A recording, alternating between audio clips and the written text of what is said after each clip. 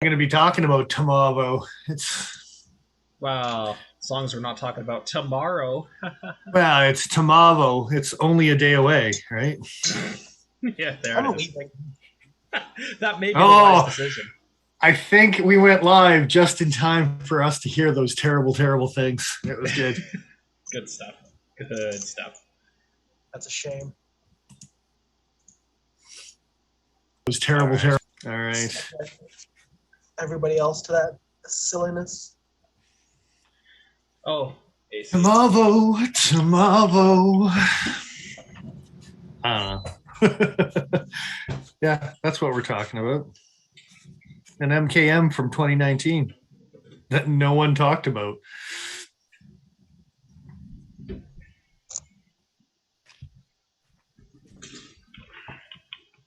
Sorry, I was just getting a text message. That's all right. Joe just left us too. So the first 30 No, seconds no. of this video is roaring. Just me singing to myself. Oh, there's usually a little bit of time to kill before I mean, show up. that's also part of I do to myself on a daily basis, but usually not on the live stream. You went robotic there for a minute. I was gonna say. I did? Yeah, glitched town for a second. It's my auto tuner. It's a shitty auto tuner. It's so bad. It's so bad. It doesn't do its job at all. I don't know how. I don't know how I feel about your like upcoming rap career. Well, you know, sometimes everyone just needs a good rap party. It's There we go. Black Frost. Glad you could join us. Glad you could join us. Cheers. Cheers.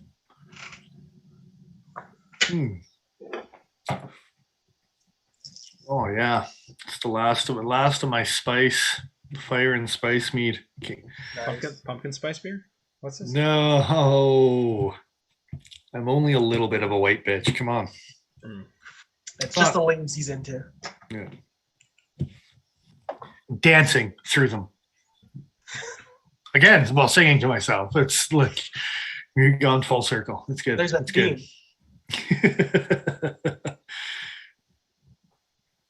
Hey guys, what the hell is MKM?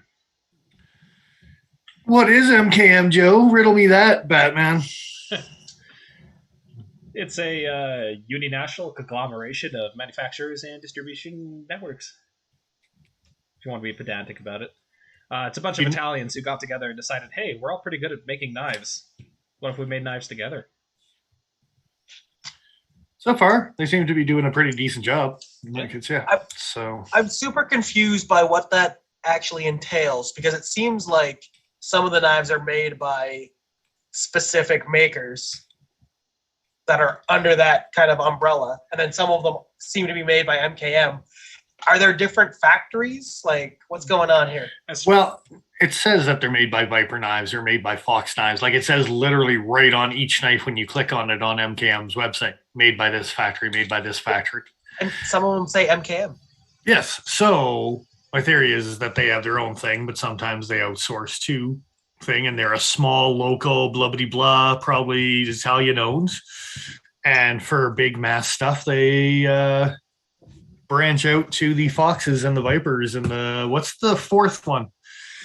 There's MKM Makita. That's the one that did this, right? Yes. Okay. I was like, wait, there's a connection here. It all ties in. I've actually got it up on screen now, made by Makita. So we were confused too because Paul had said something about you saying something about it being Viper related, and the description, which was Blue Ridge ultimately. Yeah, which is funny too because it says right on the knife, made by Makita. So okay. The other thing as well is if you like just randomly Google MKM Viper, this knife comes up. So weird. And then Viper knives comes up, like a bunch of Viper knife models. Yeah, that is pretty weird.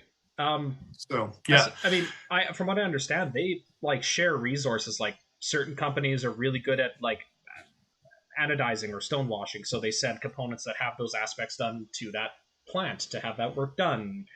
But like, that's kind of what I would assume. Yeah. If this knife says made by Makita, we can assume the bulk of the work, the bulk of this knife was made by them. And if there was any finishing or probably done by others, yeah. Should give a quick shout out to Ben and Stannis in chat. Hey guys. Stannis 357. Stanson 357. No. And Ben, congrats again on winning last week's giveaway. Yeah, you got yourself a new fancy toy. So, did you know, random factoid, just because we're throwing it out there, the Adamas may or may not have been one of Benchmade's first deep carry clip options.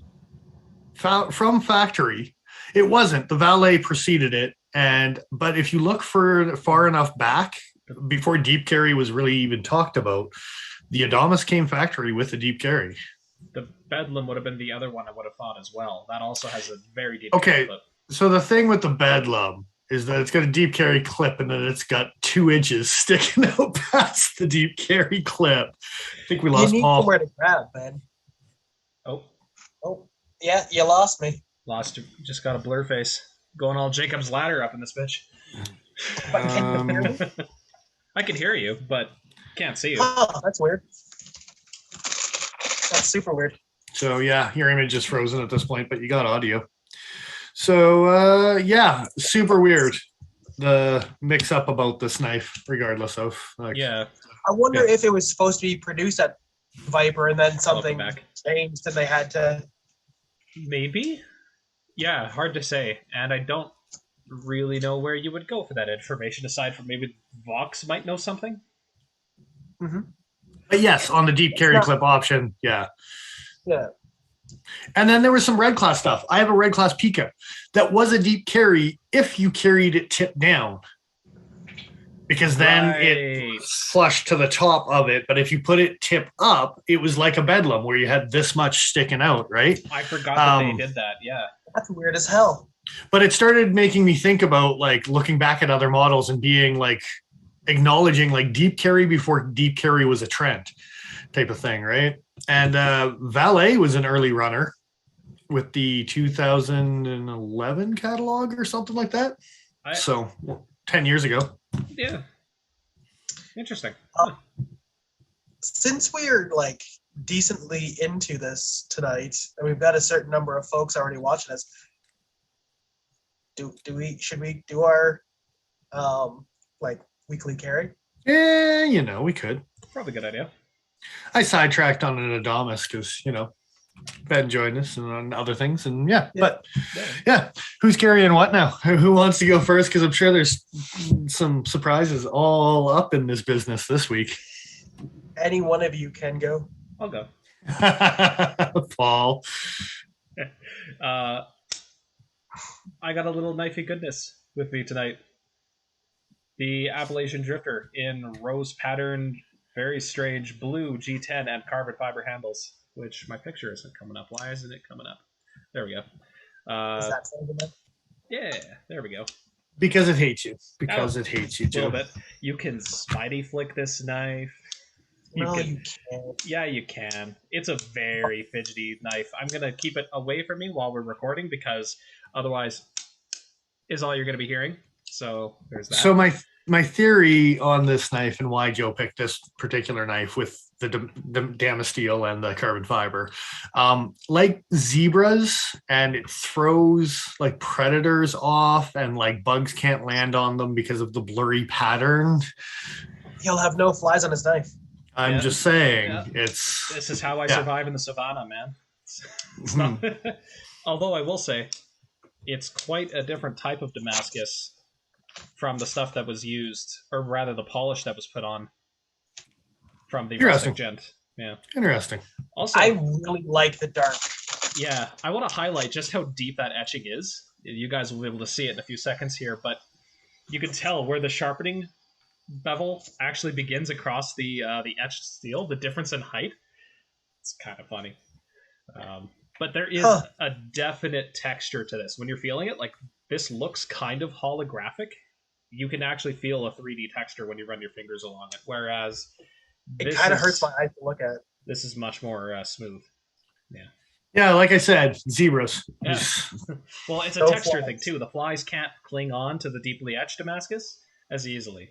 It's counterintuitive because you think a more slippery surface, but no, flies are. There was a Disney thing that actually says it throws off their depth perception. And they think they're going to go land on it, and it's not there, and it freaks them out, and they fly back off again. But statistically, bug count wise, zebras have less bugs on them than any other savanna animal. I'm not even bullshitting about that. It's in a documentary I watched not too long ago. Yeah. That's kind of cool. So that's my theory. Look, your fingerprints actually blend in with the damasteel pattern in that particular camera angle. Yep. So That's actually, yeah, I like that. All right. that's the next level of damasteel coming is you can get your fingerprint actually physically done into a damasteel pattern. That weirds me out so much. I would pay That we could have the science to. It's getting there. Yeah, Joe wants it so bad. Yeah, that'd be hot as hell, man. That's awesome. That would be hot as hell. Yeah, you can trademark it. You're welcome. You're welcome. That's fantastic. I guess Dennis is next because Paul doesn't seem to want to go. I see. He thinks he's got fancy stuff. You see. Oh no. He's got surprises. He's got surprises. I also have surprises. It's been discontinued for a couple years. I hinted at it a couple weeks ago that I might have scored one of these bad boys, and sure enough, I did. I got a ZT-808. Yeah. So the other Rexford that's worth owning. Oh, look, he took a photo before he ruined the the display. Okay. Side. That face side's a good looking side. That's all kind of boring. Let me it's yes. And I don't know if I'm going to swap it off or not, but I was like seriously stripped. I was able to get it off and replace the screws and make it a left-hand carry. I'm going to carry it lefty for a while, but I might MXG clip this bitch and put it back to right. We'll see. Because that face side is nice and clean. I like the way it looks. it is a good looking knife. Yeah, for sure.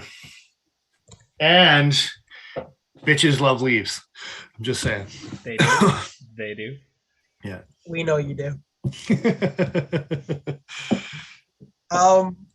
And this might actually come as a surprise to Dennis. I know Joe already seen the pictures, but it's my rustic gent as my carry this week. You're so full of shit. You're so full of shit. It's unbelievable. I got a nice picture at Thanksgiving. What's that, sorry? So I got a nice picture at Thanksgiving. So. Oh, I see. But the main reason for having this knife as my carry for this week is because I also got myself a rustic gent. And it's kind of taken the place of... That's not a rustic gent. No, it's an Appalachian Drifter. Yeah. That's what I got. It has taken the place of my rustic gent in the rustic gent's leather pouch that goes in my pocket. Completely usurped. Because they're exactly the same size. They are. I'll probably swap back and forth, but this one will probably be in my pocket more. I suspect. And the other reason I'm saying you're full of shit is, I got one too. Yeah. We all did. They're so awesome. Way to go, Savivi. Way to make a knife that a whole bunch of hipsters like. It's good stuff. It is such a hipster knife, too. I'll be taking the clip off, though, too. I want to get a rustic jet pouch and just carry it in the pouch on the clip in your pocket if you're going to do it. That's the wrong thing to do, but that's okay. Well, we'll see. I haven't taken it off yet, but maybe we'll do a long-term review of that. Yeah, could be good. Because, all three of us own it, so it's something that we could probably report back on in some sort of fashion, like knife reviewers or something. I don't know. That's weird. Yeah. What are we reviewing on this thing? Oh, I tuned out. like an actual review, like a long-term review. Yeah. Like knife reviewers and stuff. Yeah, maybe. It's overrated these days. So non-committal, Jesus Christ. Speaking of reviews that we should probably get into. Yeah, you bet. So let me bring that guy up here. We were talking a little bit about MKM and the weirdness that is they. But I think in this case it worked out to make a pretty decent little knife. I would say so. This thing's pretty friggin' sweet. There's the shot in hand. And Nigel, thanks for joining us as well. Shout out. Yeah. He's just talking about donkeys and horses. But, you know, that's usually what goes on in our chat group as well, sometimes in different contexts. It's fine. I'm not sure. MKM, you say. MKM. So. Yeah, we do say. I didn't get a size comparison picture with this guy, so I'm sorry for that. Didn't get the Dragonfly. I neglected to as well, unfortunately. However, I can say it's almost exactly the same length as the 450 here from ZT. Yeah, that's a good comparison for sure. Yeah. Yeah. The main as thing, far as in hand, yeah. Yeah, the main thing that Paul and I noticed was this little bit at the back end here for your pinky to rest. It tapers. It's just overall shaped differently towards that end of the knife on the MKM. Yeah. It's a bit of a more abrupt end. Yeah. I don't think Vox really does much of that like hooky stuff in the back. He's pretty neutral if you look at a lot of his designs, right? Oh, yeah. Even the pilars, whatever, are like that. Yeah. They don't really have any sort of back guard choil, sharp corner or something. They all have a nice kind of slow fade to them, right? Yeah.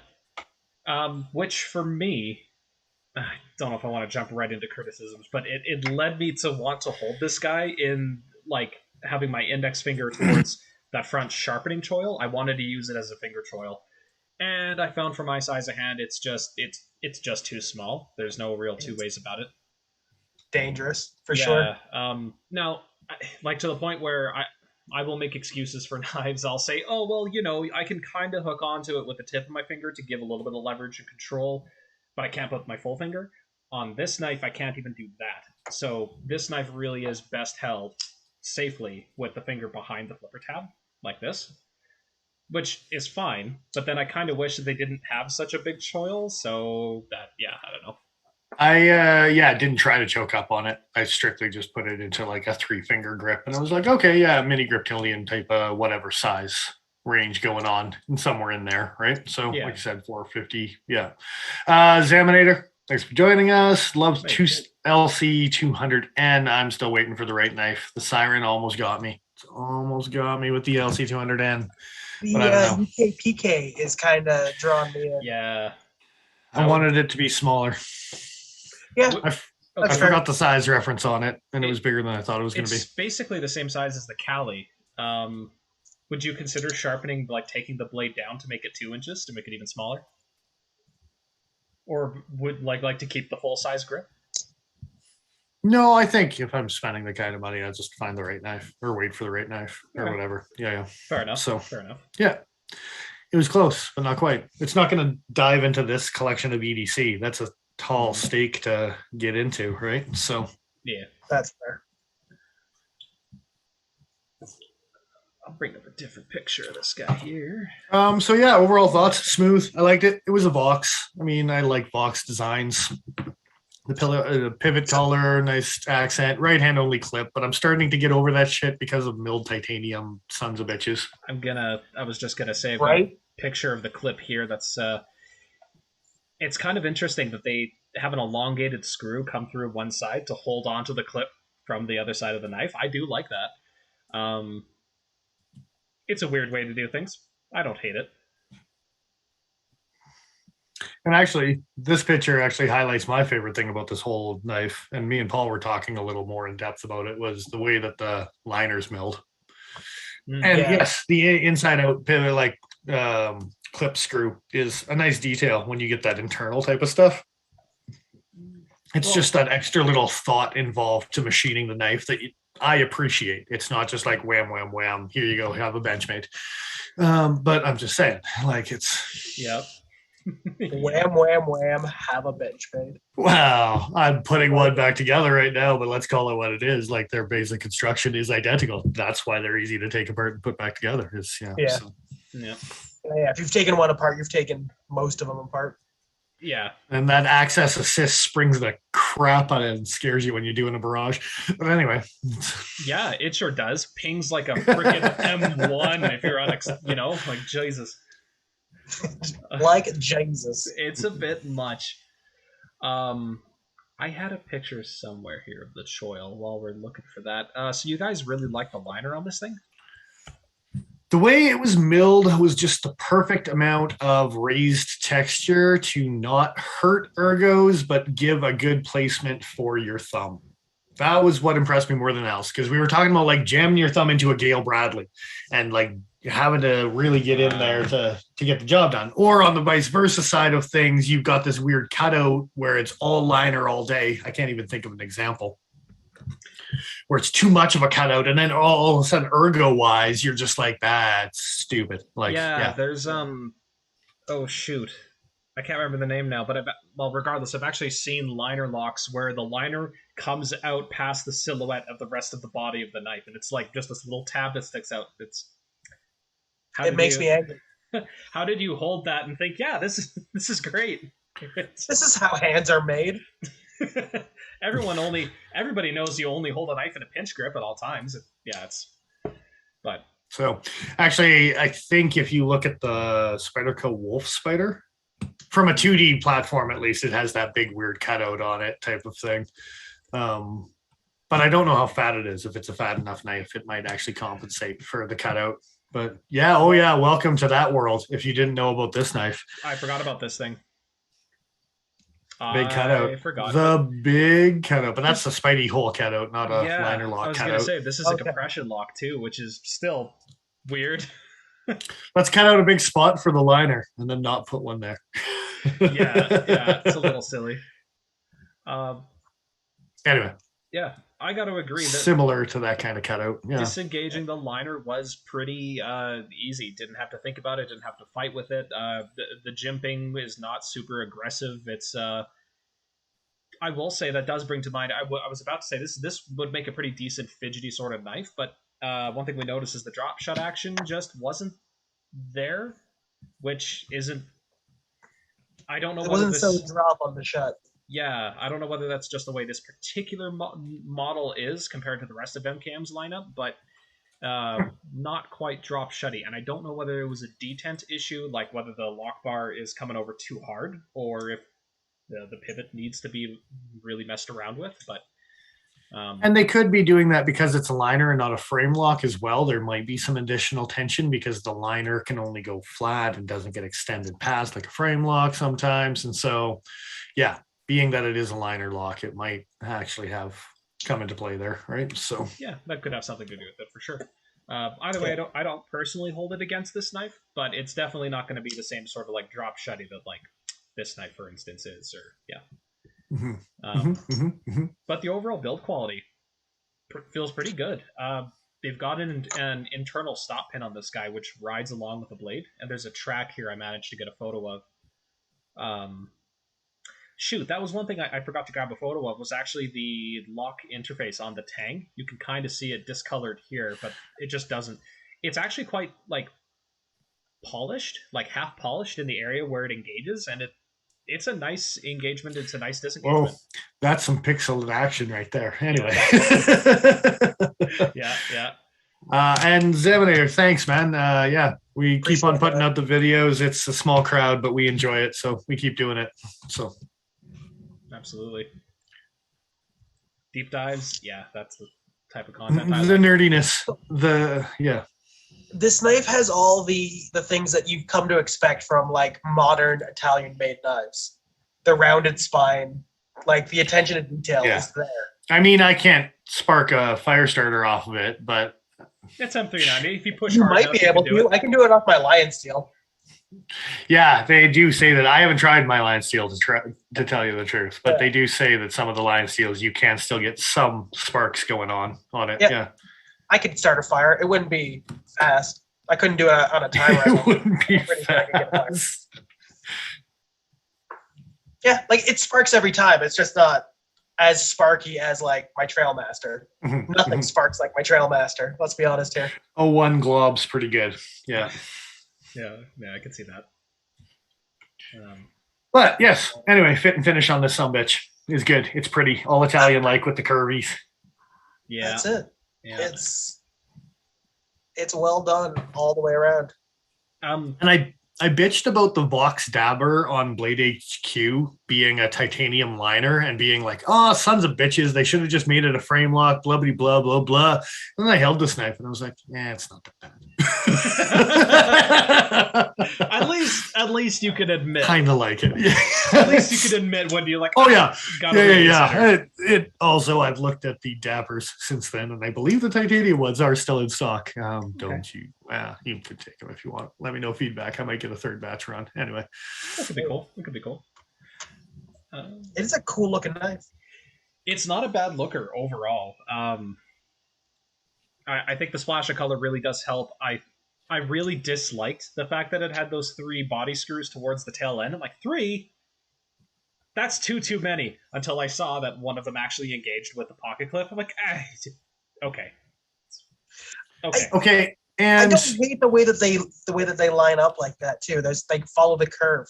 Aesthetically, you've got a nice little splash. Like if they did the 3 holes milled into the titanium, even like underneath the screw holes to match it, everyone would be like, ooh, extra sexy.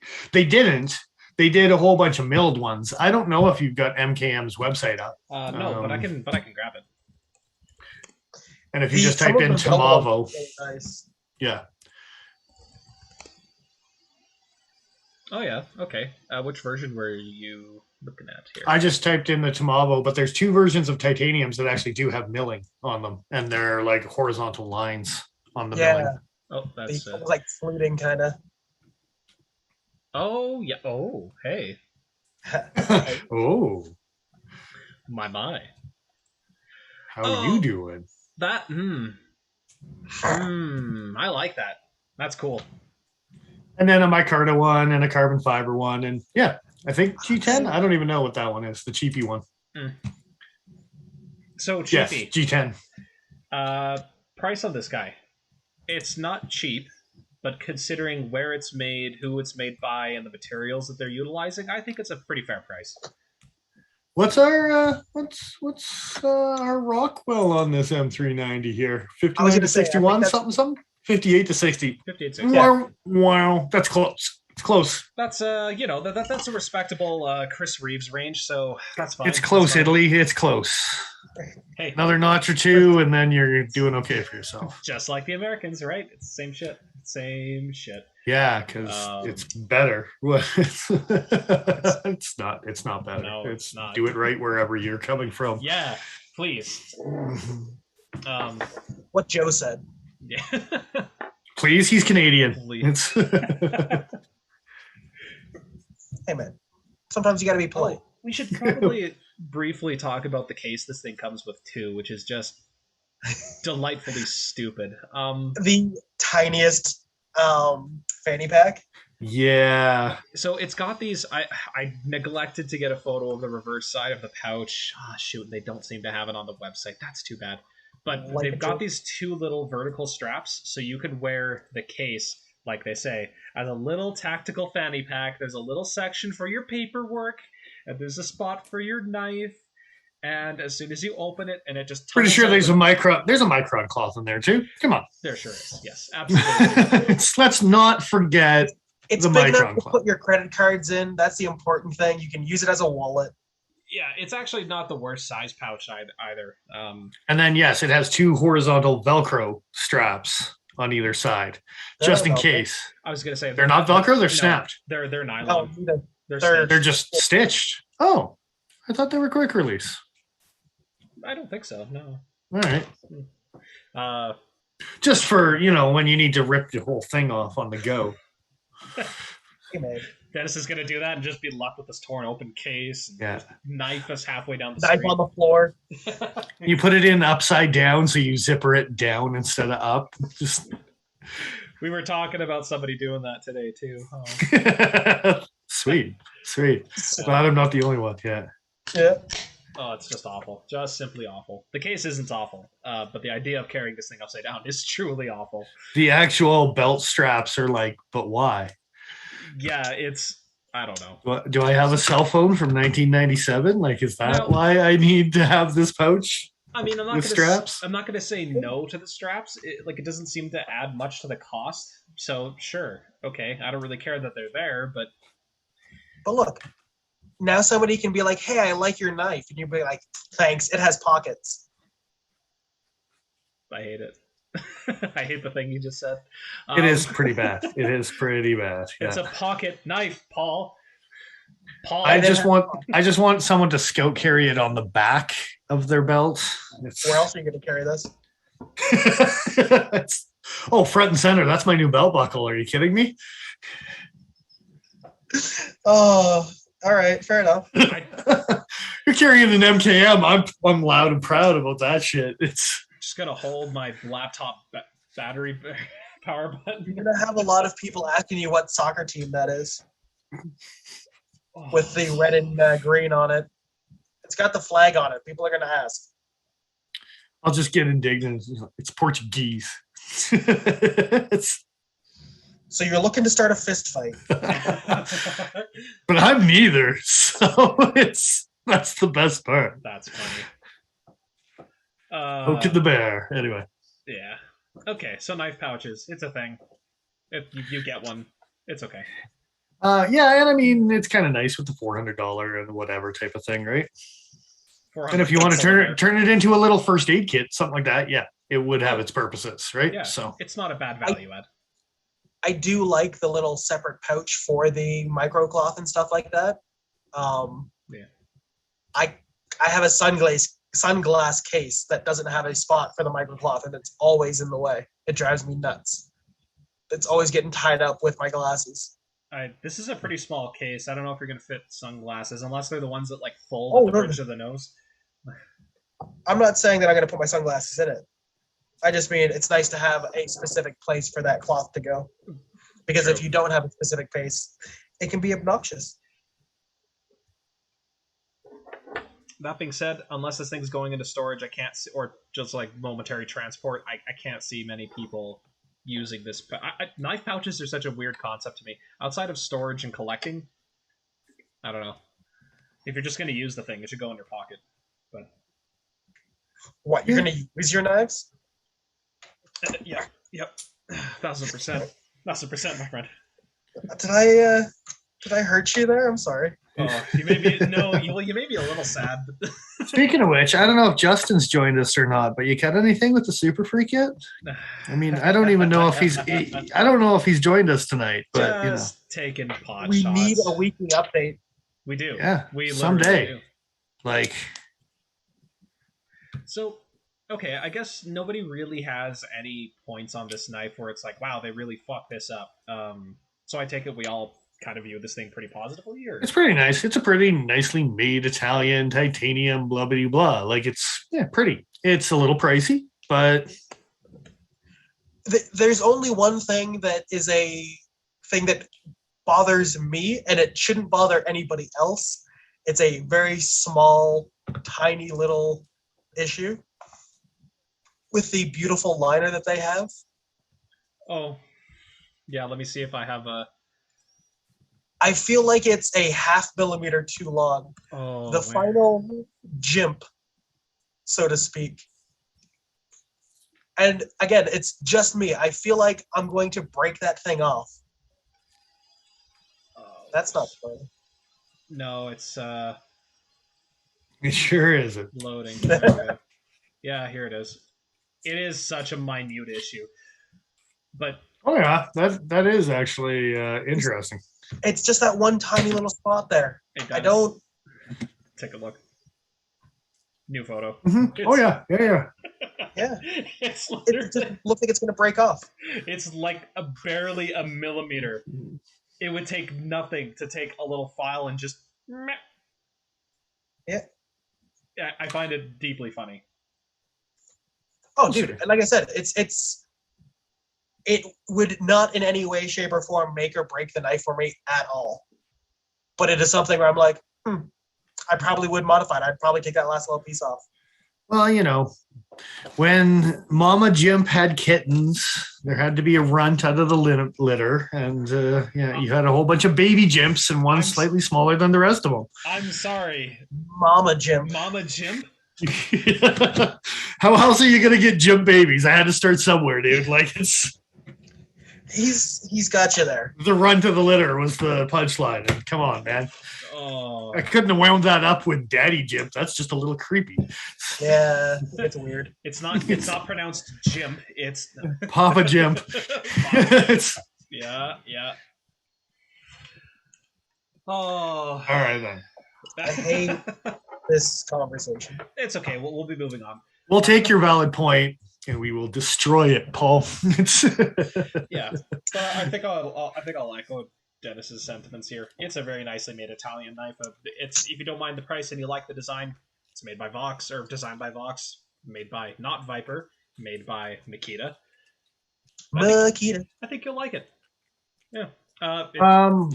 And it's, for me as well, it kind of gets into that almost manufacturing quality of a giant mouse. If you're not able to get a giant mouse and you like Vox designs and blah, blah, blah, then the MKM stuff is maybe not a bad alternative, right? So yeah. I think that was my other kind of last but not least. Little small, Nigel's XL, double XL, kind of heavy in the hands for hanging off the pinky. And because Vox does do that slow taper on there too, yeah, might not catch you as much in the pinky as like a Cebu, which has a squarer handle or something like that type of idea, right? So yeah, Nigel had commented on that while we were chatting this week about said knife. So yeah. And yeah, like Joe's holding up his 450 there, the way that one tapers off in the back end gives you a spot for your pinky that works really well. Where this one kind of tapers a little more abruptly. If you don't mind a kind of a dedicated 3-finger grip and you've got medium or larger sized hands, yeah. I would say that would be the only pitfall. XL maybe not problem. Double XL might start to be a problem when it comes to. You also might be able to throw a lanyard on the back if you're that kind of guy. And this no one should be that kind of guy, dude. Like, it's put it on your neck knives and just like know your role. It's like, not a bad idea to have one on your rustic gent, though. Yeah, I was gonna say, what about these guys? Well, works great on these. Well, this has a pocket clip, so you don't need a lanyard. Those traditionals, they love a lanyard. That's super traditional. But I'm surprised that Paul didn't call me out on like the Boy Scouts knife that has the little lanyard hanging off your belt. I thought you would have been on me on that one, man. That's missed opportunity because I called myself out. So squandered. Try again. Come on. Next time he'll get you. I will say that if you were to do like a tiny box knot off the end of this thing, just for a little bit of extra assurance, it probably wouldn't be the end of any worlds. I wouldn't put like a really long lanyard on this thing, but no, 100%. I'm talking something like this. I can't believe I'm getting outnumbered on the lanyard category. This is horseshit. I hate lanyards. I hate lanyards. I would never do that to one of my own knives, but I could see how somebody would like that idea, but like the option. Hey man, that little lanyard's great. You shut your face. I can accept that other people may like things that I don't. That's all it is. It's you gotta. I hear them. I don't know if I accept them or not. I hear the things that they're saying. But on a fundamental level, screw those guys. It's not right. It's just not right. I mean, if you could get one of those sick little titanium Pac-Man ghost lanyard beads, then you might have me reconsidering, but... Anyway. I think that pretty much wraps us up on the Timavo. We forgot the 1 of 100. I sent Joe some pictures. Just in case you were able to get your hands on some 1 of 100s. I had those ready to go. Where the hell? They released these in 2019, so this isn't necessarily a new knife, but I mean, it's not really well known about. There's not a ton of reviews other than knife companies that are like, hey, look, we got this new in stock knife, and it's a 2-minute video that shows someone opening and closing it. But looking at you, Knife Center. That Damascus look. So Damasteel Dense Twist Damascus is what it's called. There was 100 of these bad boys made. Super dense twist. Sorry, my apologies. Bronze titanium clip. We can't see the clip from here, but yeah. 630 euros. What? Uh, I think all 100 of them were sold at the SHOT Show when. yeah, that's 730 American. So, 900 Canadian. Okay, so it's a gold class. Yeah, you're looking at that level of like just chef kiss.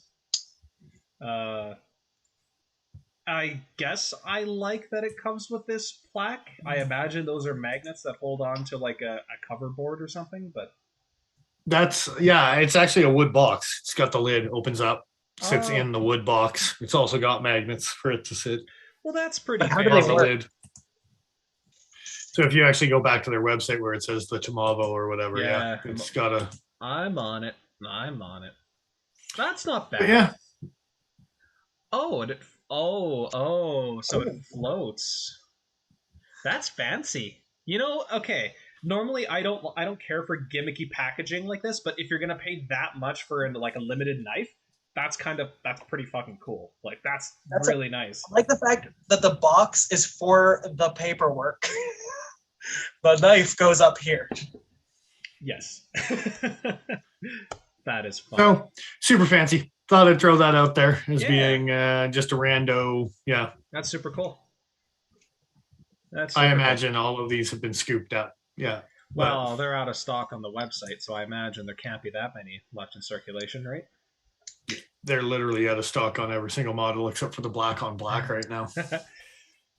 The black. What do you mean this knife doesn't deserve a tactical version? Man, it looks like a rook knife. Rake, whatever. Justin. Where are you? Huh. Yeah, that. No. Okay, I like the black and the blue. I do. But something about it reads cheap. Maybe Something because about it reads stainless steel.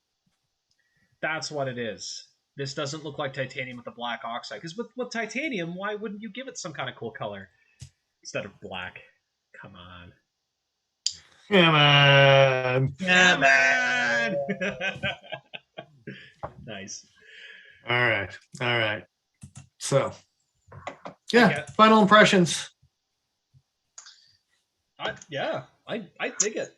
It's not for me in my collection. I wouldn't pay that much for it personally, but it just doesn't do it for me. It's a really well built knife. It feels good in hand.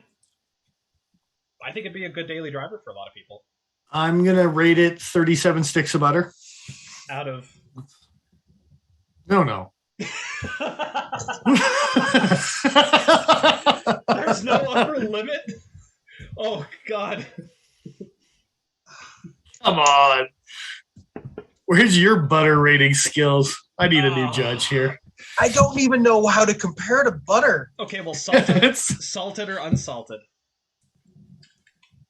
Butter, Dennis. Salted. Of course it's salted. Come on. All right, Paul, now you know. Who are you baking with?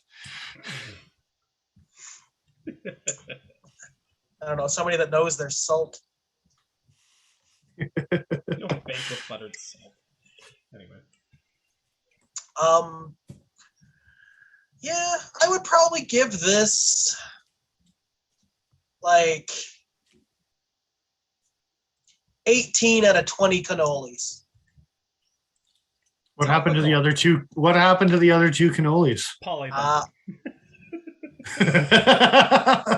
Thank you, Joe. And he didn't share. No, I had to use the rest for my grading system. The grade was going too low. Like, don't touch those. That's my score. It was going to be out of 20, but they're so delicious. And they would have got a perfect 20 when I was hungry. Like you said, Joe, it's one I don't see myself buying specifically, but it is definitely a well-made, nice-looking knife. And anybody pulling that out of their pocket, I would immediately be like, "Oh, let me play with that for a second. Bring it over here. Let me see." Yeah, it's a cool one. Joe, no final scores. Oh, one. I'm gonna regret asking him. I know I am. 4/5 of the Tower of Pisa. How about that? Horizontally or vertically, angularly. It's a vertical cut, but not relative to the tower structure. So you might be ripped off a little bit. Again, but that's just me. For most people, I think this is a home run.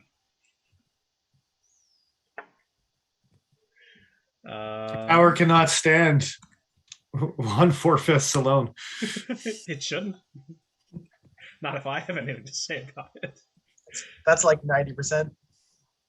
Or in Joe's case, 80%. But yeah, no, it's good. Yeah, it is. It's a nice knife.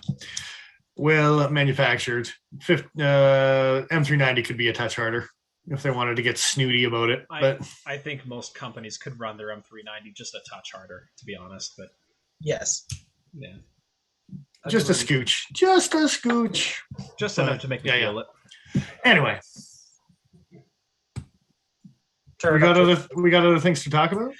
I got something that's pretty weird. I might want to save it a little bit, but I know you sent me a link, and Paul, did you have a link to send me, or did I want to hear your shit now? Exactly. You want to hear my shit? No. Well, of course. You can't lead into something like that and be like, no. Okay. For reasons, I was looking at knife patents. I wanted to see, because I was thinking about the Benchmade Axis patent, and that it was done by William Henry, who had actually invented it, and then it was licensed out to Benchmade, or Benchmade had bought it. It was assigned to them. I came across something. Spyderco patented something to do with folding knives in the year of our Lord 2019. And if I were to make you two guess, what would you think? What would you think it could be related to besides a folding knife? Like, what is the patent about? Besides a folding knife? It involves a folding knife, but it's got to be, yeah. Like screw pattern or something stupid like that. Oh, this is beyond. This is beyond screws. Did they patent their hole again? No, I would have preferred that. Oh no! I'm just going to cut the suspense here and show you. The U.S. patent number is Schma. It is Schma. The inventor is credited as being Louis Salglesser and Eric Glesser. This again was the application was in 2019. Priority was in 2019. Application filed in 2020. This is a knife with an internal sealed power source. Yeah. Okay, explain. So you have a picture of a Mannix here, Yas?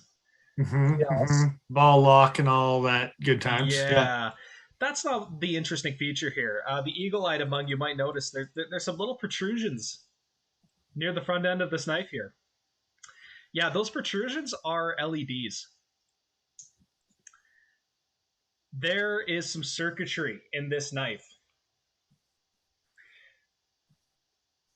What is being claimed here is a folding knife with a powered storage device that can be charged and recharge a charge component that wirelessly receives power from a remote source. So they're playing with a prototype of a power bank Mannix.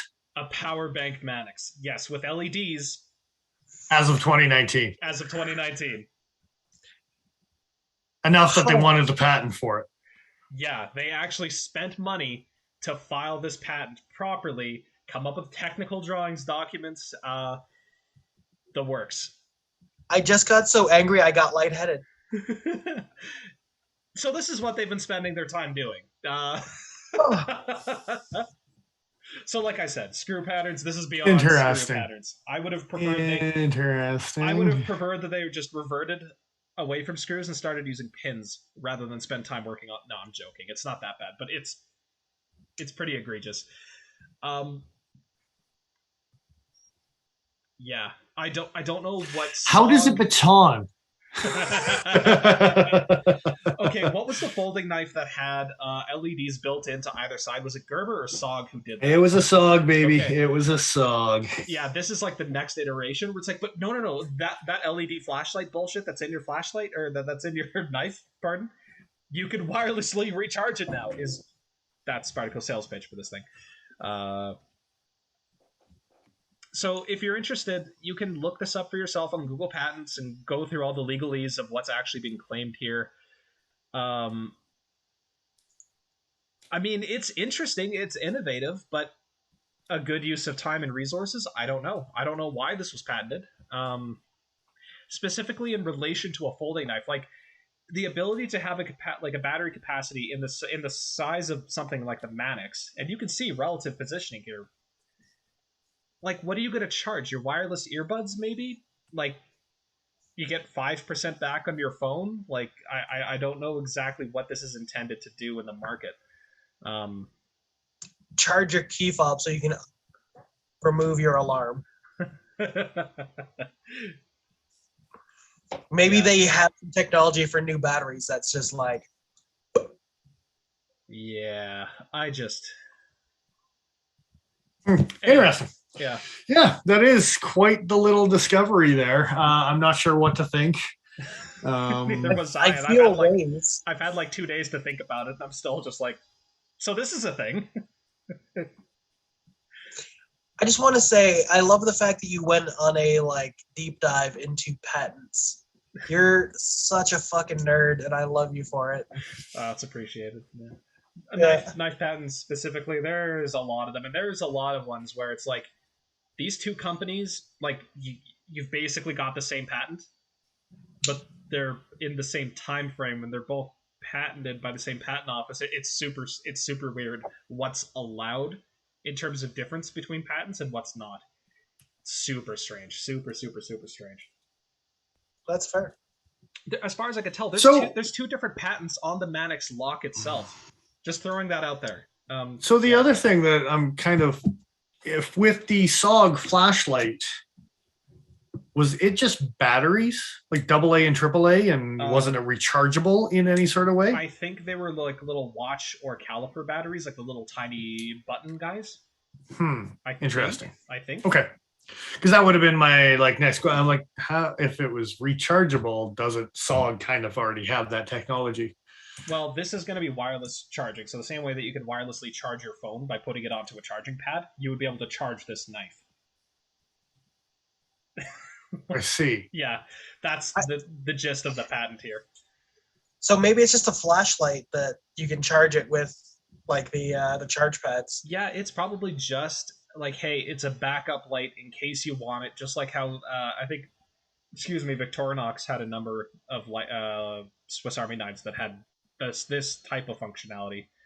But those were, again, coin batteries or button batteries or whatever. Speaking of Victorinox, I finally found the model I want. Oh, yeah? Is that going to be the segue to the thing you want to talk about? Or no? We don't have to leave this topic at all, but I want a flame. I don't actually know what that is. It's a Zippo lighter or a Bic lighter or something. It's got to be something. It's a jet lighter. Oh, I see. That's interesting. Huh. Okay. Well, there's it's rare apparently, so good luck, right? Yeah, wow. No. Did they re-release it? Because that was a video from 2014 I just opened. No. I just saw it recently, and I was like, that's neat. I want one of those. I did literally zero research into it, other than knowing that it existed. If I recall correctly, Spyderco... not about how it got recalled and it was blowing up in people's heads. Didn't worry about that. I just want one. Details. But hey, you know what you can get somewhere? Oh, they discontinued. The Firebird. Yeah, I know the thing. I want one. It holds on to your mini Bic. That's so funny. The spider, the flame or whatever. Firebird. Jesus. Like the car. Yeah.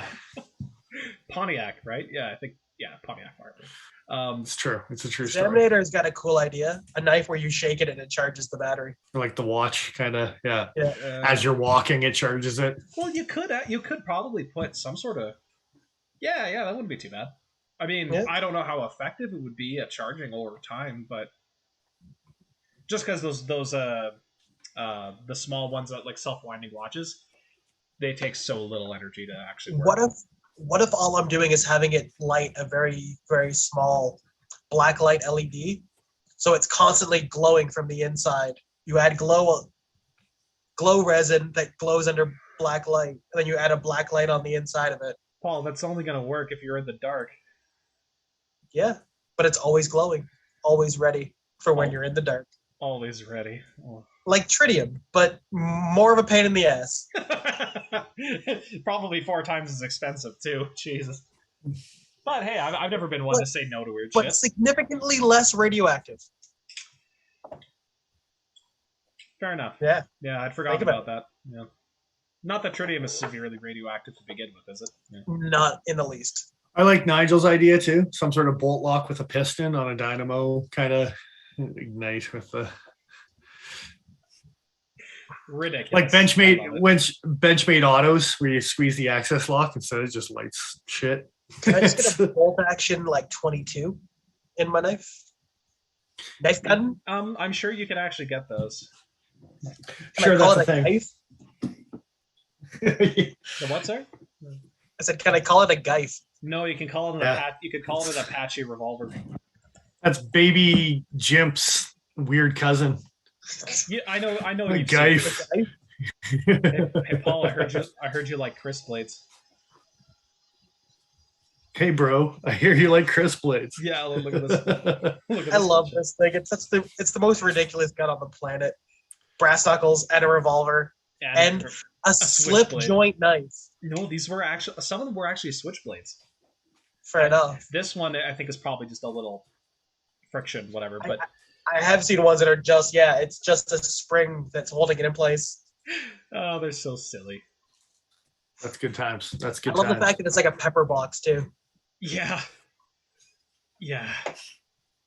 That's like terrible.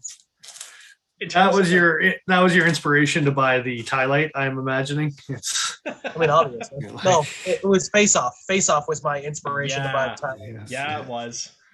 Is that the Benchmade Bally? Or it sure is. Yeah. Mm-hmm. What was it, the 47 or something? I can't remember which one the crisp blade was. But God, that's a pretty knife I'll never own.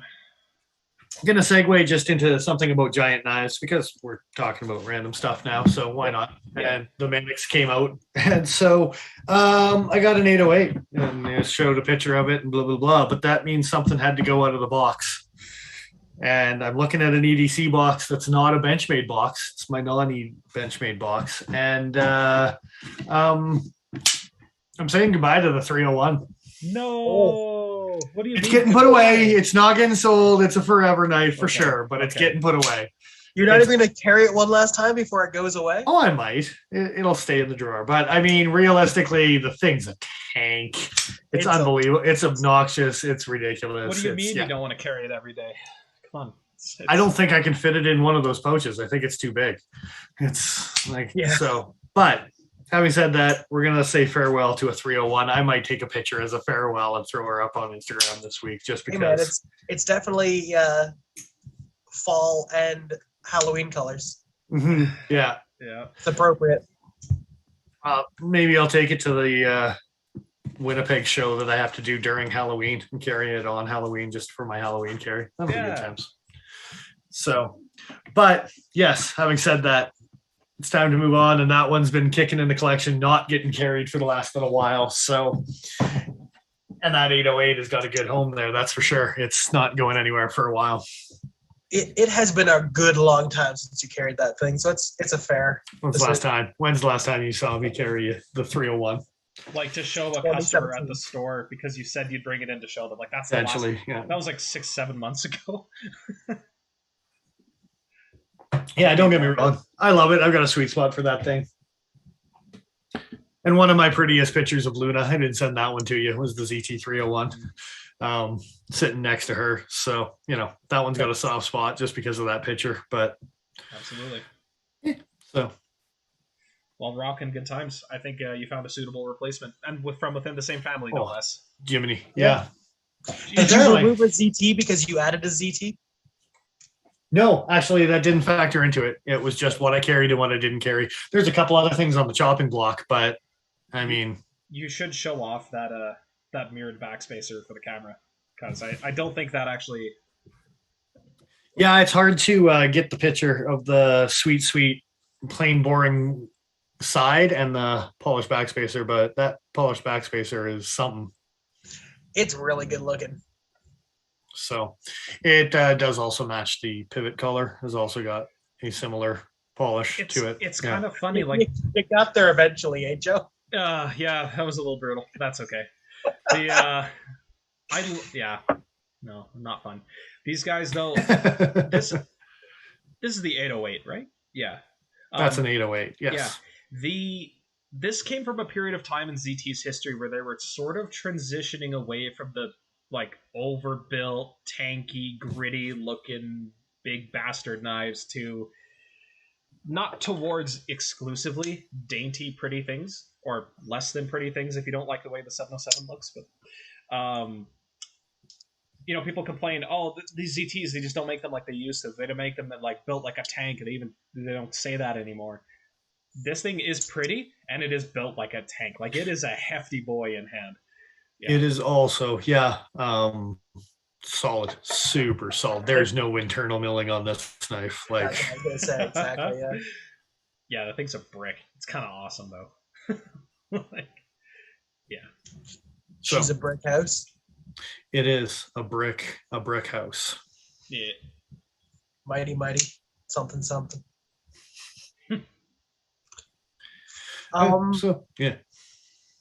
So, I mean, I have one picture that I sent to Joe, and it was about a new acquisition that I picked up. And it was a question for you guys, but also for the audience, as far as I picked up a ZT 750, which is a hawk build, swayback looking crazy ZT from back in the day. Yep. It certainly is. It's a weird one. This is the first time I've been really having fun with an assisted knife in a good long while. Mm-hmm. But the question I posed to you guys, obviously it's tip down carry from the factory. And I'm probably not going to carry this knife and use it too terribly hard because it's kind of an old one and it's in really nice condition and stuff. Do you swap the clip? Do you leave the clip as is? Oh, I swap the clip. Even if you're not going to carry it, swap the clip. That's gross. It doesn't have a window breaker on the bottom. You're not using it like a Kubaton. Flip it around. That's, yeah. So... Yeah. Yes? But dude, what do I know? If it were me, I would swap the clip, but I would attempt to do so very gingerly. Yeah. 100%. Talking about certain ZTs with their pocket clip screws being difficult to manage. Yeah, so I stripped these to the bone. I actually got them out with a lot more heat gun than I wanted to be comfortable with, and actually a T7 because the T6 stripped almost instantly. So I used a T7 and actually grooved notches in enough that I could pop it open. Were the screws soft? Yes, ridiculously soft. Not much Loctite, just stupid soft. Yeah. Note to self. So I will be MXG clipping this bad boy, and I think they actually give you screws with MXG clips, if I remember correctly. So yeah, I actually used the MXG clips for my 609. They come with a couple different sets, and I actually put new screws in. So hopefully it'll be much harder on these ones now. I'm just realizing I don't have it nearby. Even as recently as the 804, I actually the body screws were close to stripped when I got it. And then definitely stripped after I got it and disassembled and then reassembled it. They sent me new screws. When I asked for them, it was already a discontinued knife, but they were body screws that might be hard to come by. Because those screws, that might be a standardized screw size for them, Paul. You may be able to get extras if you ask for them, if it comes to Well, I that. mean, But that is a 350, 301. That is the same clip. We're rocking. It's the same era, and they just went boom. So, I mean, yeah, it's the same as the 350 clip, too. So I'm sure that, that hardware is probably not too hard to come by. The old school snowboard. Yeah, good old. New school snowboard. You know what? I prefer to ride mine goofy, just for the record. It's, Yeah. But I gotta say, the way it's set up right now, and just the way my hand size, my finger falls right in where the clip kind of dips down, and it's super comfortable in a reverse grip. Like I said before the stream, I want to peel some potatoes with this thing. And Zaminator, I'm with you. Not my type of knife either, but I knew Joe and Paul were both going to be up into it. Not for any sort of sense, except for kind of a collector's for an old ZT piece that's hard to come by. I'm pretty sure is the motivation behind that one. 1,000% it. It's a weird ZT. I don't want to have to resharpen it if I can avoid it. Oh, dude, I've barely used my Black Talon 2 for the same reason. Like, it got maybe a day, like 4 days worth of gardening work, and then I cleaned it up, stropped it, and it hasn't been really used since. You guys are a bunch of pussies, I tell you. I would definitely use this in the garden. Yeah. Actually, yeah. I would definitely use it in the garden. And you know what? That's a bit more of a stout blade. This has a lot of weirdness going on with it, and the tip is a little bit more fragile, I would say. But I think the 750 tip is a little bit nicer for sure. But the reason why I jumped away was actually to show the old Kershaw clip that they came with on the wow, Skyline. Yeah. You were saying that's where that clip originated. For the record, I love the Skyline. I should carry this more often. I can't decide if Zaminator's saying OMG because of the Black Talon or because you're using it in the garden. I mean, it's a fair response either way. Yeah. It might just be because of the comments Dick Richards keeps on posting about self-defense in the group chat. Who knows? It could be a trio of three things. Yeah. No one's slicing no one. We're friendly Canadians. Yeah. Yes. Hey? Sometimes. Let's not talk about the incident that happened in our city. Anyway, let's just move on from that. Go right past that. I agree with Dennis. You should swap the clip. Just be fucking careful. Try to use new bits if you can. Like if you've got some pretty fresh T6s, just I've got this one. That's good. Okay, yeah. As long as it's fairly crisp. And I will be very gentle and old knives, man. They freak me out when it comes time to like do any kind of disassembly maintenance shit. It just sketches me right out. But just because like in the incident that if you do fuck something up, it's like I might not be able to replace this. At that point, it becomes a user. Because of clip screws. I just throw it out the window. Yeah. I'm going to try and rev it off and slowly but surely heat it up with friction. Yeah. Yeah. You just have to be careful with the heating up, especially on G10. You can get away with it a little bit more that you're not doing any damage to the G10. So, and Dick, it's not that I disagree with you, the hooking, trapping, self-defense, anything like that. We just got to play somewhat conservative while we're airing live about a knife channel because, that's what happens. We're not worried about being demonetized. But we'd like the exposure and not be shut down by algorithms. Yeah. Yeah. I mean, daggers take up a substantial portion of my collection, but maybe we should do a collection video at some point for all the weird stuff. Well, daggers or not, I mean, Dennis has untold numbers of knives to show off. Don't you worry about it. I need an update collection because there's been some shifting in the guards here this year. It's no shit. Manly knives got retired and Tigger knives, and I mean, I tell you, it's a rough life. I need a new padded case. Same. I have too many ZTs for my ZT case. I have too many etc. for my etc. case. Both of my cases at this point are etc. cases. The only case I have that's dedicated is the SHOT Show cases, and they're getting filled up awfully quick too. And everything else is just like, this'll fit.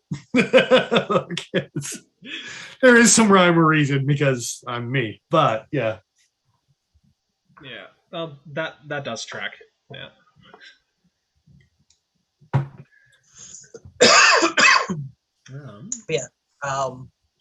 I like keeping my collection together. I'm a nerd like that. It helps me remember where things are or that they exist. There is something special to be found. It's like, oh, I forgot I owned this thing. That happened to me the other day. Actually, after picking this guy up, I flubbed that. After picking this guy up, it's like, man, this is awesome. Why don't I I really wish this was something that was done more often. Like, I have something at home that's similar, and it's a knife I wish was still in production from a company I wish was still doing stuff. I can't believe you just. I can't believe you just. Yeah. You're a monster. And you can thumb flick it too. Oh, you almost can. Yeah, look at that. Yeah. Huh. I love this little thing. The blade is not in the best condition, but this thing is terrible. Opening knives not the way you're supposed to. It's a good time. I shouldn't spike that. We could. But yeah, these things were super cool. These little Hanways back in the day, Rock Creek knives. Yeah. L6, I think, if I remember correctly. We were looking into this, and I know that L6 is definitely in the Svord Peasant, but I'm not 100% sure about these guys. I'm still not sure, because the company who kept producing these after the fact, I forget the name, Shadow something Cutlery. Yeah, I think it was Shadow Cutlery. They were just like stainless. But they had a stainless, but they also had a 1075 version. And I don't know what they did for these guys 100%. I would love to think L6 because that would be cool as hell, but mine rusted like L6, that's for sure. Yeah, you're not wrong about that either. One of the reasons mine got reprofiled with that shiny edge is because I was not taking care of that knife. So, but yeah, not exactly. Weird openings, you say? Oh yeah. Oh, front flippers, yeah. Yeah. Oh no, I still can't. That hurts. But like, Spidey flicking things that shouldn't be Spidey flicked. There's nothing to even push on that freaking thing. It's just a bevel. It shouldn't be a thing, but it works so well. Well, how about a psych?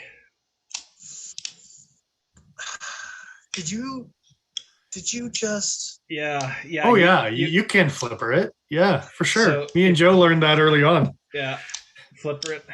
It's a fun one. I like this thing. I'm so sad it's discontinued. But apparently. Are you psyched for the psych, Joe? Yes. That thing was a psych out. Yeah, it was there and then it was gone. It didn't last very long. So like shit, it won't lock. Got in your face and then no one heard of it again. I got a good one. I'm not getting really any kind of like major movement or. What is it, baton? Great. If this dagger blade, oh yeah, it batons like nobody's business. Splitting wedge straight down. It just batons into both things at the same time. Yeah, exactly. The entire knife just explodes. Yeah. No, I was thinking. What, you don't trust that lock that much? Sorry, Paul. What? I was just saying you split the baton in half at the same time. Well, this one not so much. Maybe on that guy. The Shalotl. That Shalotl. Yeah. Speaking of which, the fact that the Shalotl stuck around but the Psych didn't, kind of.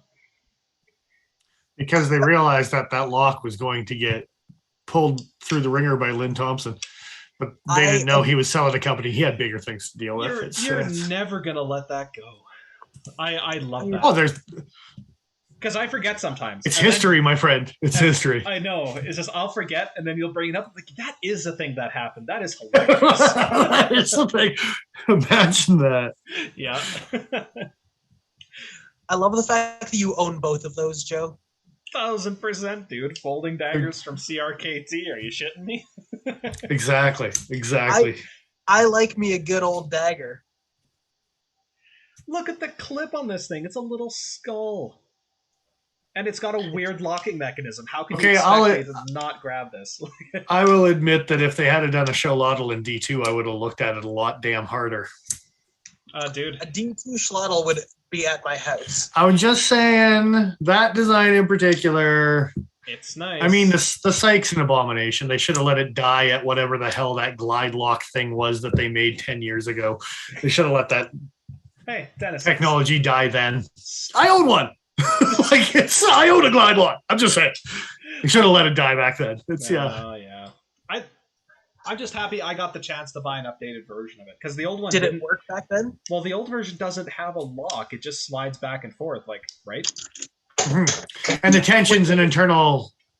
Go The ahead. tension is an internal screw, so you can make the glide stiffer or looser. But as it loosens off over time, you have to actually disassemble it to tighten it back up again. Here's a weird question then, Dennis. Why the fuck did they not install a small expansion spring that would automatically close the glide when it was in an open or closed position? Why are you asking me these things? But that seems like such I an have no idea. I didn't design the damn thing. It's just bought an ex-girlfriend one once. It's fair. They made the glide lock previously without the extra lock in it. It was just you could stiffen it or not. Yeah. And then they came up with the new one where the lock didn't work properly, and they discontinued that knife, even though they had produced one previously that was also discontinued. No, the other one had a bit of a run, but it was a tiny knife. It was a little tiny, gentlemanly, like it looked like a traditional. Yeah, it was that like, makes more So sense. it was like novelty. size, right? Yeah, it really That was. makes Yeah. more sense. Yeah. Yeah, it was the size of a Swiss Army knife type of thing, right? Like it's So you know, it was a knife that CRKG did remake that was actually super disappointing. Was the Fulcrum. The old version, in my opinion, is 1,000% better, and you can't find them anywhere. I've looked. I'm sad about it. what's The old one is better looking. 0 times 1,000? Still 0. Hey, But- Hey! it's Kieranite and properly heat treated Oz 8, so I don't know what to tell you, man. It's Oz 8, you say? Are you Oz sure about that? 1,000%. Okay, because I think we looked into this once before and you proved me wrong. I always think they're Oz 4 for some reason, but my Kiss Assist, wherever the hell that knife went, that one's Oz 4. Kisses were Oz 4. Yeah, there were some M16s with Oz 4. Paul, you were going to say something. Did we derail you? Yeah, it's gone. Oh, sorry. All right. It's Fuck it. I It said, wasn't that important. something about the glide lock and gentlemanly and something. I don't know. No, it was about the fulcrum there. oh, Oh. okay. What about it? Don't know. Is it Oz 4 or is it Oz 8? That's the question. Properly heat treated is what I said. Kieranite, I think, is what I said. Although I think that actually might be wrong. It's some sort of acrylic, which is cracking in places that I'm super upset about. Yeah. It's better looking than the one they have out now. Dude, the one they have now looks like ass. Like it feels. It's got the same handle as a CEO. What are you talking about, man? It's a injection, beautiful pattern crappy with that I injection. saw plastic. the rage in Joe's face. I seen it. Dude, but they went from like polished liners, these nice aluminum bolsters, these very fancy looking acrylic handles.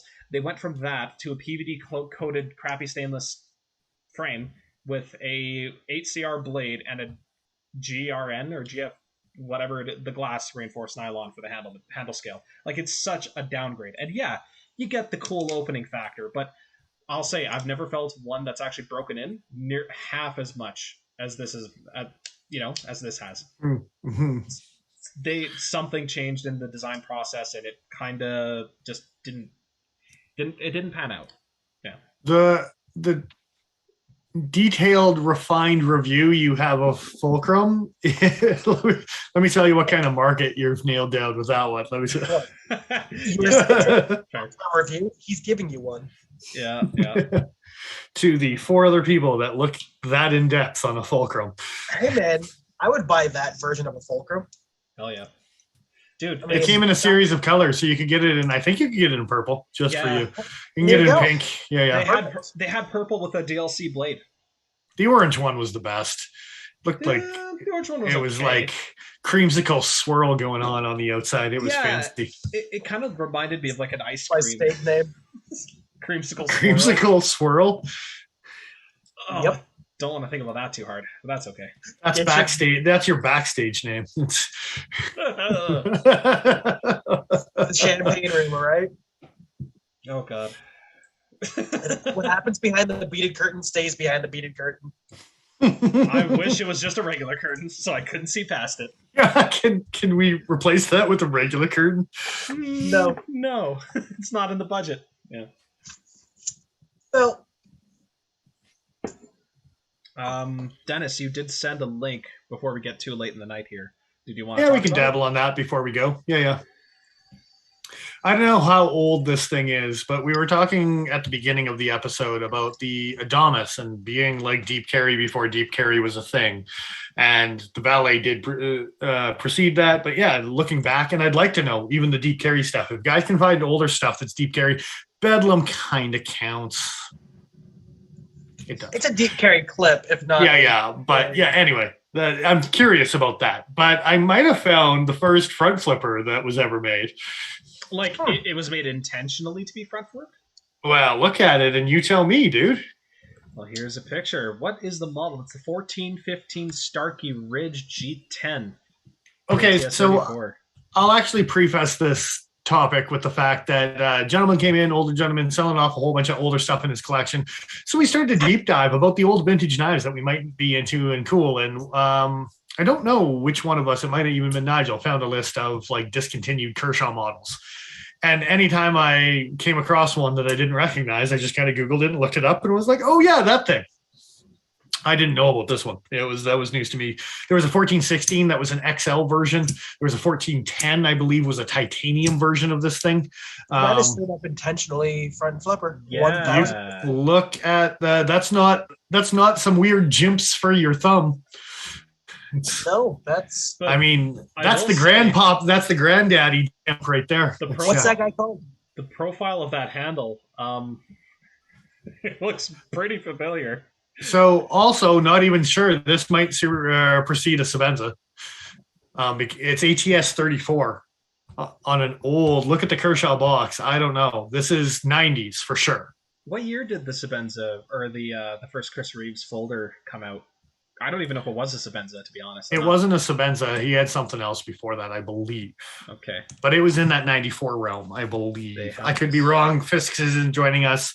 He could comment in this thing, but if he's not live, he probably doesn't rewatch our asses. He unsubscribed to me personally today, so. Oof. Oh, I see. That's too bad. I was enjoying his art show. We were going to comment about. I commented on his art show, and he took it as disrespect. And I was saying it was great. Anyway, go over to Instagram stories and watch Fisk's art show and let him know that he's being called out on our Pokey Factor episode tonight. So good jobs. Well, this is a pretty cool find, dude. Damn. Starkey Ridge, like I said, I don't know how old this knife is. I tried to do a deep dive and find out what year. It's 90s for sure. ATS, and with that box and the way that everything is all up in the face about that thing, that's a 90s knife for sure. It says G10 and ATS 34 in crazy font on the blade. That is a 90s knife. Look at the thumb stud. That is Look at the pocket clip with Phillips screws. That's not a thumb stud. That's just literally a stud thumb-adjusted screw that they put into the side of the blade. That is incredible. Okay, but if Rook can do it on their 671, that's the same damn thumb stud. Oh man, I don't even care. This thing's literally a bolt. Yeah. Like Joe was saying, it's a thumb twisted bolt. I was trying to find out how old this thing was. It was making me chuckle. I jumped on some forums. One guy was talking about how he didn't like how his right hand only, so he bought some studs from knifekits.com and made it a dual stud because he was lefty. And then right underneath it, another lefty just commented, you realize you could just unscrew the thing and put it on the other side. That's fucking funny. How that was a forum from like 8 years ago, 9 years ago. But somebody had two clips on it. But you can't unscrew it and put it on the other side. The thumb stud, not the pocket clip. Sorry, the thumb. Yeah, okay. I just as soon as. Yeah. No, because we were talking about how horrendous the thumb stud was. I don't know if I said pocket clip. I apologize if I did, but yeah. I might have confused it up here, but that is very funny either way. Some guy bought a dual thumb stud because he was a lefty, and there was another lefty that was just like, turn it around, dude. Like, it's a hex wrench. Phillips screws is also a giveaway of era. Whenever you see factories putting Phillips screws on pocket clips too, it's pretty good. It tells you how old people weren't even thinking about pocket clips at this point in time. They're like, oh yeah, that's a thing. We got to put those on there. Unless you're Kershaw today, who also uses Phillips on their Emerson models. Yeah, well, that's Emerson's little tweak of hell. Sure. But it sure is. I also like that the Kershaw bit kit includes a Phillips screw that is not the correct size for the Phillips screws they use in their knives. So there's that. Just gonna drop that there. Well, they left it for the '90s Kershaws like these that you still own. You see? Oh yeah, the big. It's the vintage bit. Silly me for not putting 2 and 2 together. Oh man. Okay, but this is an amazing discovery. Paul, go ahead, Paul. See what you say. It doesn't fit. For real? Yeah, for real. It doesn't. Try it next time you're in the shop. The screws that they use are literally the same size as these little T6 screws, but they're Phillips. And the head on the Kershaw torque spit tool. It's a fat head. It's quite fat. Yeah. It's way too big to fit that. Like it's larger than the head on the Swiss Army. What the shit?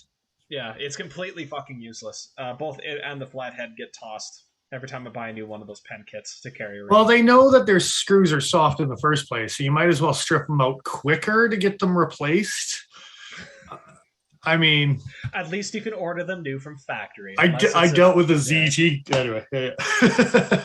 There's no exception.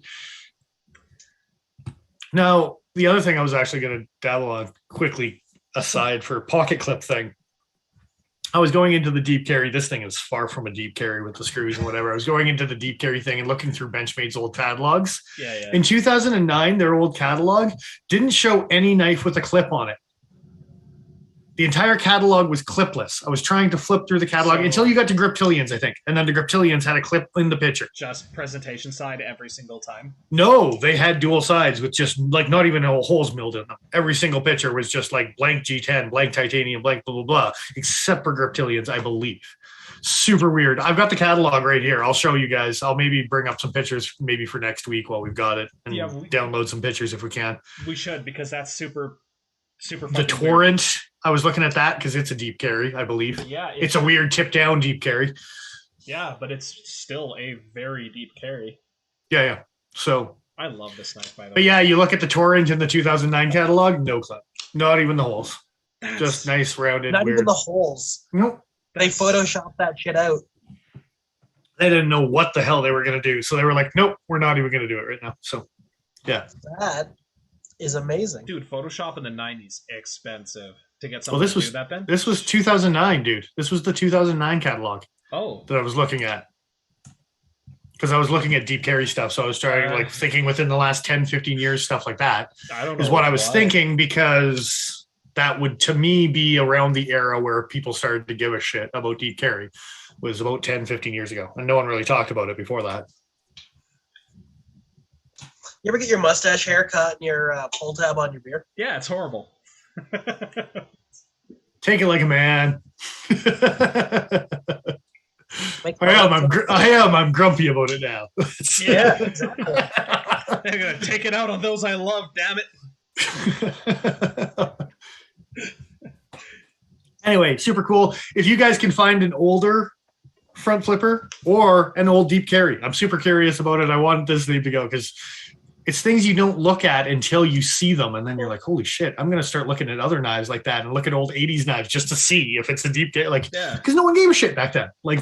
So. Well, it's super weird. It's like how flipper knives technically were a thing before Kit Carson, but it wasn't until he came out with the M16 or M4 or whatever it was that became popular, right? Super popular. Yeah. Same kind of thing. Yeah, knife history is interesting and not extremely well documented. Regardless of, there's a lot of books out there that talk about what was available when and pricing and stuff, but a lot of the development history, it's kind of patchy. You have to really go looking for information, and I kind of like that search. I like that aspect, but on the other hand, there's just some stuff that the guy rooting through patents likes that search. Oh, shocking! Yeah, I mean. Put on some music, get some beer. It's a good Saturday night, you know? Well, 9 times out of 10, when I go do a deep dive like this and I end up finding stuff, I end up deep diving into something else, and you end up uncovering dab gear. Yeah. Or a Mannix, because you're looking at that's how cool stuff like that gets discovered. This thing, which I think me and Nigel discovered, I don't know if he discovered it or if I discovered it, but we were like, whoa, what's that? Because I was literally just looking up old school Kershaws. I know he's got no social media presence. He might look at YouTube every once in a while, but Doug, you know who you are. Thanks again for the hookup. Like Indeed. the man's Cheers. ridiculously generous with part note collection that he's developed over the last 30 plus years. God, yeah, like it's impressive. So yeah, I know this one's been on the wish list for a while, so super happy that I can finally start to rock that. So bit of a forecast spoiler alert. There may or may not be a model or two of Doug's that are probably going to end up being my weekly carry in the next little while here. He's being very kind with his collection here. Yeah. Yes. I may or may not be in talks for a second model that I'm going to be picking up from him. yeah, like I said, his generosity really just it's not unnoticed, that's for sure. No. When it comes to super appreciated, especially with this old stuff too, where it's like you can't find this shit anymore. Like you just got to know a guy, and apparently that guy's Doug. Doug's that guy, yeah. And to put it in perspective, like my collection is healthy. His makes mine looks like it's got training wheels still compared to his collection. Like it's ridiculous. It's not so much what he's selling. It's like, you own one of those, don't you? You own one of those too, don't you? Like you could just name something, and the man is like, as far as just behind the scenes, people that aren't even part of the knife community that should be, there's some guys out there that appreciate stuff that you'll never hear about, or own stuff that, and know just as knowledgeable as anyone, if not more knowledgeable than anyone you're going to see on the internet. And you'll never know about them unless you actually know the guys personally. Shout out to those guys. But to put it in perspective, I would say Doug's collection, or like your collection is to Doug's, like mine is to yours. That's probably a close analogy. Yeah. I think even more so. I think honestly, I think he squashes without getting into particular numbers, getting to putting too much information out there. There is a substantial amount. So I mean, and he's been at it for quite a bit longer than we have been. So yeah, those are the boys you need to shut your face and learn some things from. That's for sure. It's no doubt. He can learn you a thing or two. On that note, I think we're about rounded this some bitch up. Thanks, Cutting Edge Cutlery Co. They got the Mkm Timavo, not Viper. No matter what they say on the website, I don't care if it's our website or Blue Ridge's website. It's a Timavo. Okay, it's And it's made thank you. by Either Nikita, designed by Fox under the Mkm umbrella. How clear could it be? Yeah, jeez. You can't keep that straight? As clean as those lines on this knife, baby. It's Yeah, ours are pretty clean lines. Yeah. Thanks again to everyone who participated in the giveaway the last couple weeks. Ben, congratulations again, brother. Thanks for stepping up and reposting and being part of the group. Cheers, man. Also Patreon guys, thanks again for the monthly subscriptions. We really appreciate where it's going, and we do have hopefully a surprise coming soon. So indeed, you should probably go and follow us on Instagram, because of reasons. We're getting ourselves slowly but surely, inch by inch, closer to 1,000 followers on Instagram, and I'm pretty sure that when we hit 1,000, we're going to do another giveaway. So get us there so we can give stuff away. Those are things that will be happening. They will be at 1,000. So we're pretty damn close right now.